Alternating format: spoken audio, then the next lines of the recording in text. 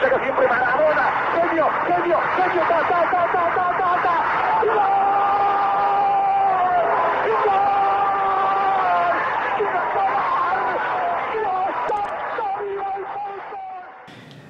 Alors, les Anglais ont longtemps considéré qu'on leur avait volé leur jeu, et notamment les Européens et les Latino-Américains.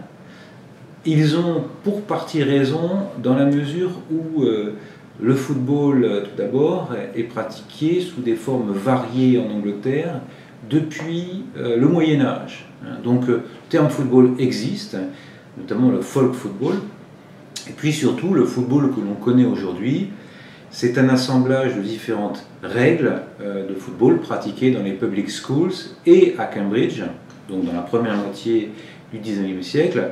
Donc de ce point de vue-là, ils sont fondés à dire qu'ils ont inventé le football. Ceci dit, il y a évidemment le football anglais, mais ce qui fait la richesse du football, c'est son universalité et ce que notamment les historiens appellent les phénomènes d'indigénisation, d'hybridation, c'est-à-dire eh bien, le fait que certains pays, certains peuples ont pu réinterpréter le jeu à leur manière. Ça a d'abord été les Écossais, mais aussi évidemment en Europe continentale.